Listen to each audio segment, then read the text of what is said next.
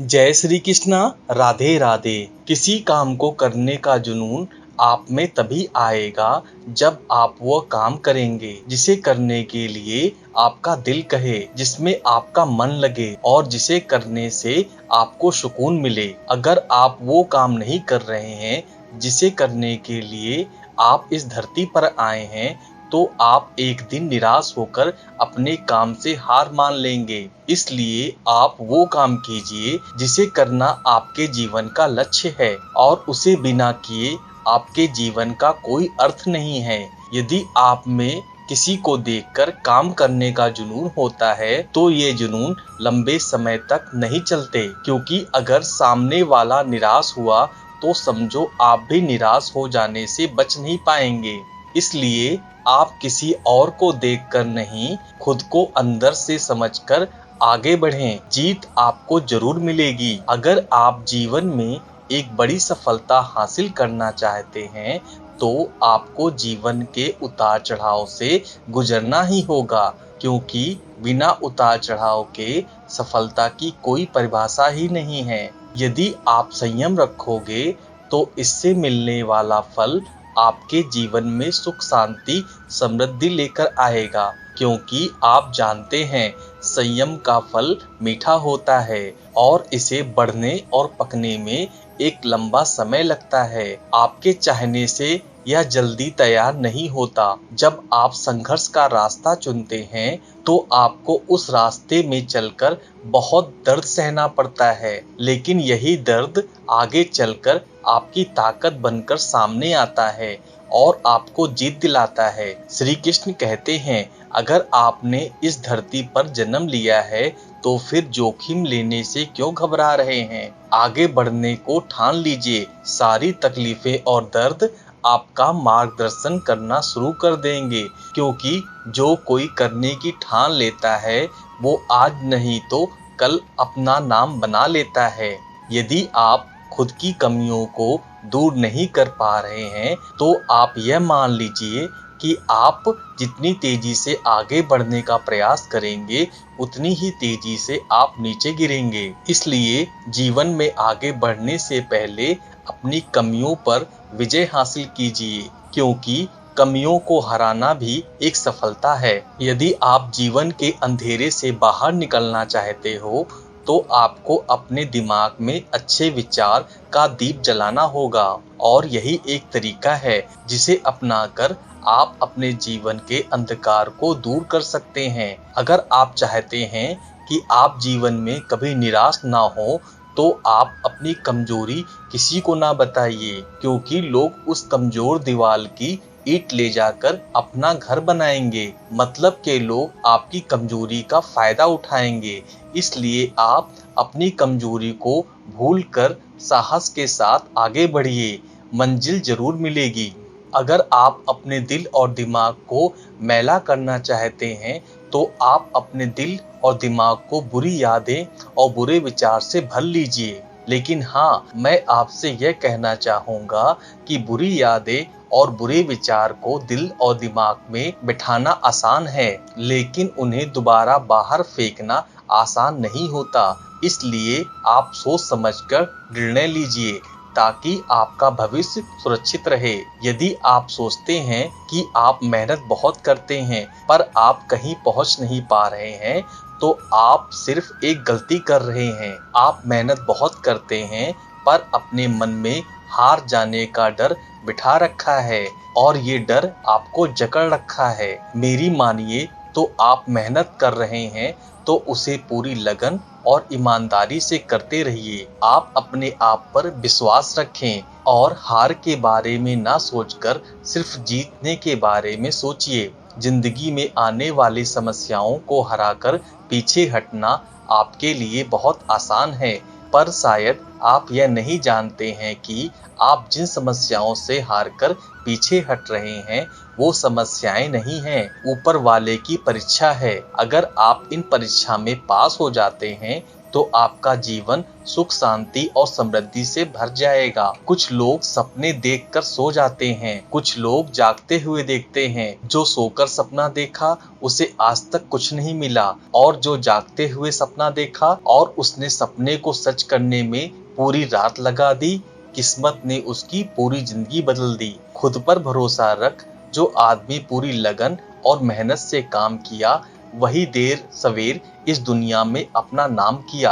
अगर आप भी नाम कमाना चाहते हो तो आप भी आज से दौड़ लगाना शुरू कर दीजिए। मतलब खुद पर भरोसा रखना है तो पूरी लगन और मेहनत के साथ अपने काम को अंजाम दीजिए। किसी महान लक्ष्य को हासिल करने के लिए संघर्ष के रास्ते पर आपको अकेले ही चलना पड़ता है।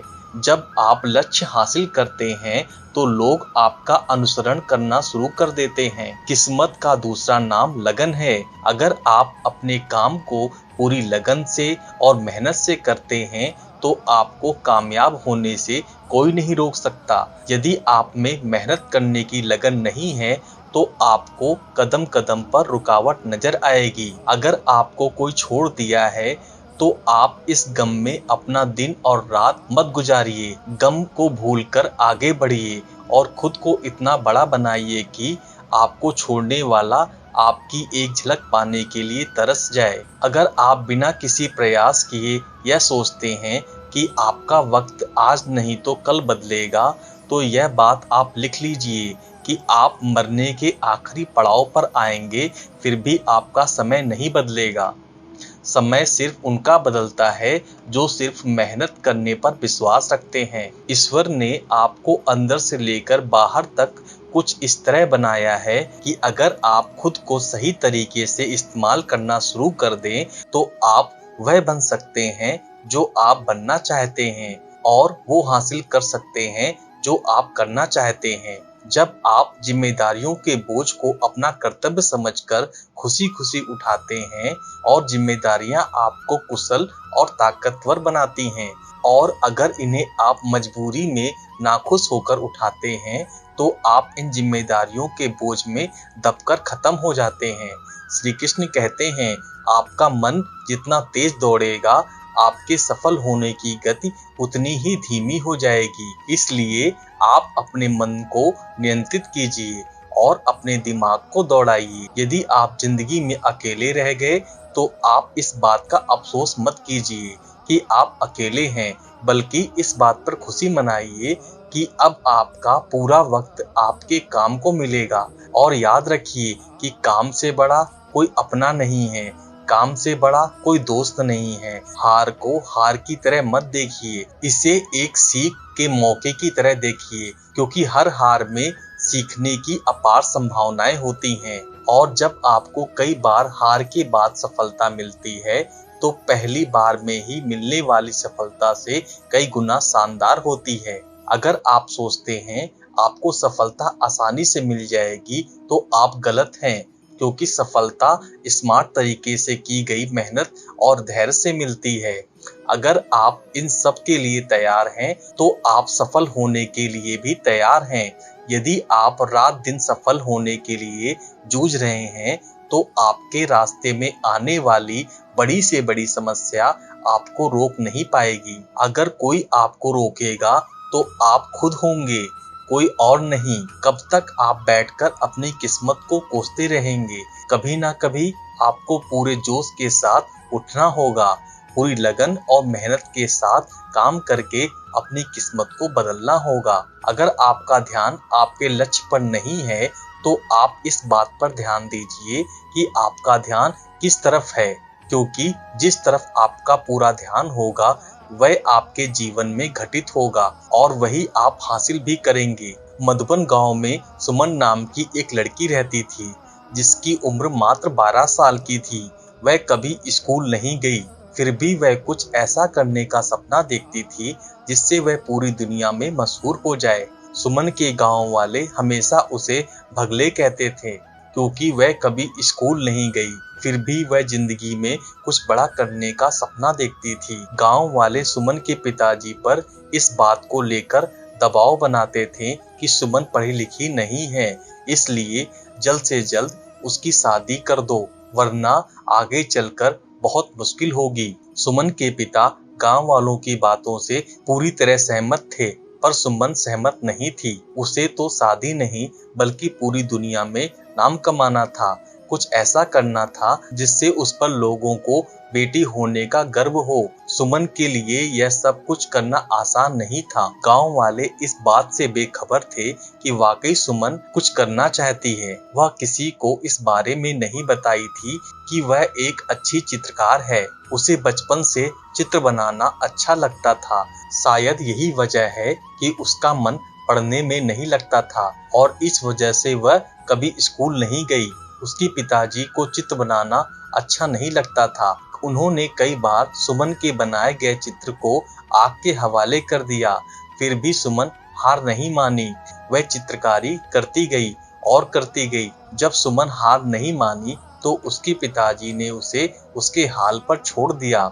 एक दिन सुमन अपने कमरे में चित्र बनाने में इतनी खोई हुई थी कि उसके पिताजी उसके पास आकर खड़े हो गए। उसे बिल्कुल भी एहसास नहीं हुआ। सुमन के पिताजी ने कहा, सुमन तुम नहीं मानोगी, ये बेवकूफी वाला काम तुम्हारे किसी काम का नहीं। सुमन दुखी मन से बोली, पापा आप मुझे हमेशा नीचा क्यों दिखाना चाहते हैं?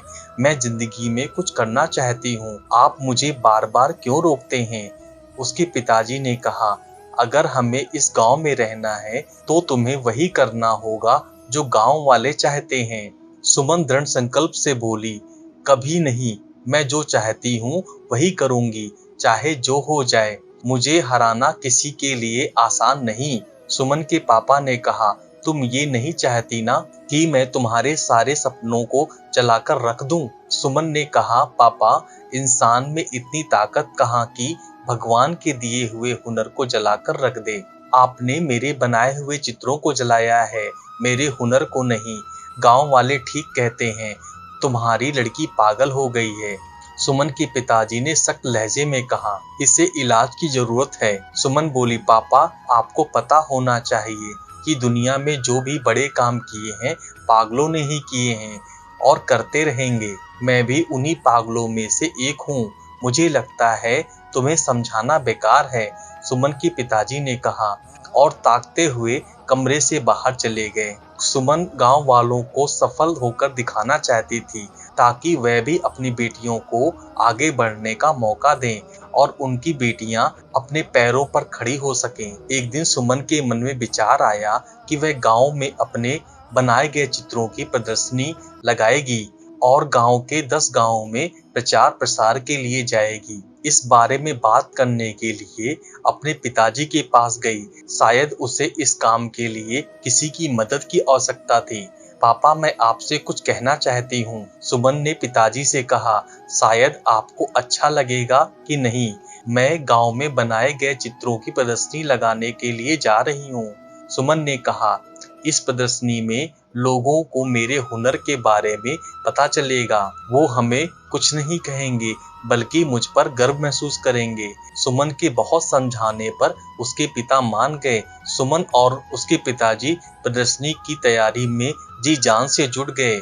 सुमन के पिताजी अपने खास दोस्तों के साथ पास के 10 गांवों में प्रदर्शनी का प्रचार करने के लिए गए और उन्होंने घर घर जाकर प्रचार प्रसार किया। सुमन की प्रदर्शनी देखने के लिए 10 गांव से लोग आने लगे थे। तैयारी भी अच्छी खासी थी और यही नहीं, 3 दिन चलने वाले इस प्रदर्शनी को देखने आने वालों में काफी खुशियां दिखाई थी। प्रदर्शनी के उद्घाटन के लिए शहर से जिला अधिकारी को बुलाया गया था। जिलाधिकारी ने गांव वालों के सामने सुमन को यह कहकर शाबाशी दी, भगवान करे ऐसी लड़की हर माँ बाप को मिले जिससे गांव का नहीं बल्कि पूरे देश का नाम रोशन हो। सुमन ने गांव के जीवन को बेहतरीन तरीके से कैनवस पर उतार दिया था। सुमन के हर चित्र में पिता का दुलार और माँ का प्यार झलकता था जो सबको मंत्रमुग्ध कर लेती थी। पिता ने अपनी बेटी से कहा, बेटी मैं तुम्हारा दोषी हूँ। सुमन के पिताजी ने अपराध बोध की भावना से कहा, मैंने तुम्हें बहुत परेशान किया है। मैंने तुम्हारे बनाए गए चित्रों को जलाया जो मुझे नहीं करना चाहिए। सुमन ने कहा, पापा अगर आप मेरे साथ प्यार से पेश आते तो शायद आज मैं यहाँ नहीं पहुँच पाती। पापा आपकी हर बात से मुझे और अधिक प्रयास करने की ताकत मिलती है। सुमन पिताजी का साथ पाकर बहुत खुश थी और वह अपनी कला को और ज्यादा निखारने का प्रयास करती रही और साथ ही दूर दराज के गांव में प्रदर्शनी भी लगाती रही। एक दिन भगवान ने सुमन के साथ जो किया किसी के साथ ना करे। एक हादसे ने सुमन का सब कुछ बर्बाद कर दिया। उसके दोनों हाथ चले गए, उसके सारे सपने टूटकर बिखर गए। वो निराश जिंदगी से हारी हुई चुपचाप घर के आंगन में बैठी रहती थी।